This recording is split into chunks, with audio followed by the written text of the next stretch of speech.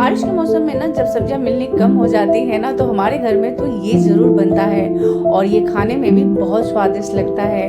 हल्की हल्की बारिश की ठंडक में ना गरम गरम ये मकुनी की रोटी और साथ में ये चटपटा चोखा यानी आलू और बैगन का भरता बहुत ही टेस्टी लगता है। ये आज मैं आपको दो तरह से मकुनी की रोटी बनाने के लिए बताऊंगी। आप इसे ज़रूर आजमाइएगा, बहुत ही टेस्टी अमेजिंग बनेगी। एक तंदूरी स्टाइल में और एक जैसे नॉर्मल पराठा बनता है। और आप किस तरह से इसे बनाकर रख सकते हैं, हफ्ते तक आप इसे खा सकते हैं, वो भी मैं आपको इसमें बताऊंगी किस तरह से आपको इसे स्टोर करके भी रखना है। तो चलिए देखते हैं आज की ये अमेजिंग और टेस्टी सी रेसिपी। तो सबसे पहले भरता बनाने के लिए यहाँ पे आपको राउंड वाला बैगन ले लीजिए और बैगन को अच्छे से धोकर पोंछ लीजिए। पोंछ के इसके ऊपर थोड़ा सा ऑयल से इस तरह से ब्रश कर दीजिए। इससे क्या होगा कि जब ये बैगन पकेगा ना तो अच्छा सा स्मोकी सा आपका इसमें भरते में टेस्ट आएगा। तो मैं यहाँ पे एक इस तरह से स्लिट करके इसमें मिर्ची और लहसुन भी डाल रही हूँ। ये मिर्ची और लहसुन जब आग में पकती है ना तो इसका भी स्वाद बहुत अच्छा लगता है इस भरते में, तो इसलिए मैं इसे इस तरह से अंदर डाल रही हूँ। ये आप पहले ही डाल लीजिएगा, उसके बाद ऑयल लगाइएगा, क्योंकि ऑयल लगाने के बाद ये हल्का सा स्लिप कर रहा था तो थोड़ी सी परेशानी हो रही थी मुझे इसे अंदर डालने में। तो देखिए इस तरह से मैंने कर दिया है और इस तरह से कुछ स्टैंड करके आपको बैगन को और इस तरह पलट कर टमाटर को पहले पकाना है, क्योंकि ये दोनों साइड पकने में ज़्यादा टाइम लगता है। तो इस तरह से पहले पका लीजिए, उसके बाद आप इसे टर्न करके पकाइएगा। तो फिर जब तक ये पक रहा है हम और चीज़ें भी तैयारी कर लेते हैं। इसमें हम डालेंगे आलू। तो ये बॉयल किए आलू है थे तो उसे भी यहाँ पे मैंने मैश कर लिया था और बीच में मैं इसे पलट कर एक बार फिर से चेक कर ले रही हूँ। तो इस साइड देखिए अच्छी तरह से ये सिक गया है, तो अब मैं टर्न कर दे रही हूँ। और जब ये कुछ इस तरह से पूरा पक जाएगा तो आप इस फ्लेम को बंद कर दीजिएगा। साथ में और क्या तैयारी करना है वो देख लीजिए। तो यहाँ पे 4-5 चम्मच जितना मैंने बारीक कट करके रखा हुआ है हरी मिर्ची, लहसुन है 4 चम्मच जितना और 4 चम्मच जितना अदरक है और यहाँ पे 4 टेबल स्पून जितना नींबू का रस और धनिया के पत्ते भी काट के मैंने रख लिए हैं। तो आपको इसे कैसे पील करना है वो देख लीजिए। हाथ में थोड़ा सा पानी लगाते हुए इस तरह से आप पील कीजिएगा, अच्छे से ये छिल जाएगा। इसके जो छिलके हैं आसानी से उतर जाएंगे। ज़्यादा ठंडा होने के बाद अगर आप छीलिएगा तो छिलके के साथ पल्प भी बहुत सारा निकल जाता है। और आपको इसे हल्का गरम गरम में ही मैश करना होता है, तभी ये अच्छे से मैश होता है। इसके अंदर जो मैंने लहसुन और हरी मिर्ची डाला था वो भी मैं इस तरह से फोक से ही इसे मसल रही हूँ। हाथों से मसलने में मेरे हाथों में जलन होती है। आपको भी ऐसा होता है क्या? मुझे कमेंट में ज़रूर बताइएगा। इसलिए मैंने इसे फोक से ही मैश लिया था। अब यहाँ पे जो मैं बारीक कट कर रही हूँ प्याज, बहुत ही बारीक आपको कट करना है, नहीं तो स्टफिंग में फिर प्रॉब्लम होती है और पराठे फट जाते हैं। तो यहाँ पे मैं निकाल रही हूँ सत्तू में अच्छे से ही मसाला बना के तैयार कर लेती हूँ। और जैसा कि मैंने आपको बताया कि मैं पूरे 1 वीक तक इसे इस्तेमाल करती हूँ। तो क्या क्या मसाला मैं इसमें डाल रही हूँ वो मैंने स्क्रीन पर लिख दिया है, आप पढ़ लीजिए। उसके बाद वही सारे मसाले इसमें डाल देंगे और इसे अच्छे से हाथों से ही आपको मसल के तैयार करना है। तो हल्का हल्का आपको पानी के भी छींटे देने होंगे।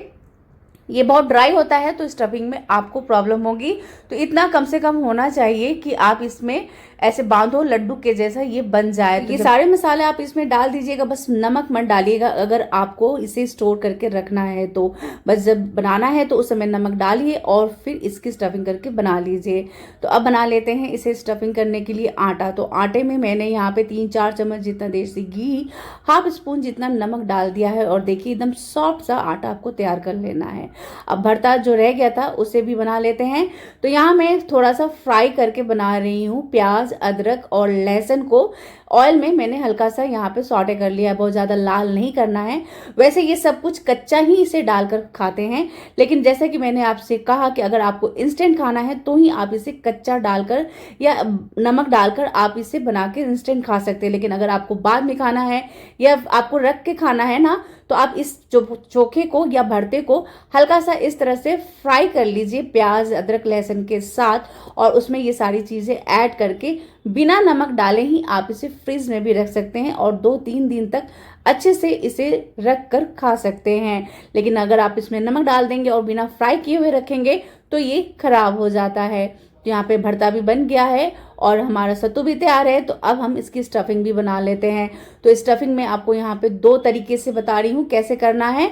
तो एक तो ये था कटोरी जैसा, आप इसे बना लीजिए और कम से कम 2 से 2.5 चम्मच जितना सत्तू तो जरूर भरिएगा। सत्तू पराठा है तो सत्तू ही तो होना चाहिए ना इसके अंदर। आटा आप थोड़ा कम लीजिएगा और सत्तू इसमें ज़्यादा होना चाहिए। उसके बाद इस तरह से आटे में लपेट लपेट कर इसे बेल लीजिए। और दूसरा तरीका, आप इसे इस तरह से लड्डू बना लीजिए और लड्डू बना के हाफ रोटी जितना इसे बेल कर इस तरह से इसे पैक कर लीजिए। और पैक करने के बाद फिर उसी तरह से हथेलियों से पहले आप दबा दीजिए ताकि सत्तू अच्छी तरह से पूरी स्प्रेड हो जाए। और हल्का हल्का बेल कर इसे इस तरह से तैयार कर लीजिए। इसे बहुत बड़ा नहीं बनाते रोटी जितना और ना ही पूरी जितना छोटा, ये बीच के साइज का आप इसे थोड़ा सा बनाइए। और ये हल्का सा मोटा ही होना चाहिए, तभी ये टेस्टी लगेगा। और ऑयल लगा कर तवे पे फिर आप इसे डालिएगा और अलट पलट के इसे इस तरह से हाफ तवे पे और हाफ गैस के फ्लेम पर सेक लीजिए। बिल्कुल तंदूरी वाला जो रोटी आप बनाते हैं ना, वो वाला स्वाद इसमें आएगा। जो सत्तू है ना, आग के साथ जब ये सिकता है ना तो इसका स्वाद और भी 10 गुना बढ़ जाता है। और दूसरा तरीका इस तरह से है, ऑयल डालकर आप पैन में ही इसे देखिए सेक सकते हैं। और देखिए कितनी फुली फुली एकदम क्रिस्पी करारी सी बनकर तैयार हो रही है। और ये बहुत ही रोटी सॉफ्ट होती है, बिल्कुल कड़क नहीं होती है। तो ये बहुत ही टेस्टी, कितना भी कुछ खा लीजिए इसका स्वाद आप कभी नहीं भूल पाइएगा।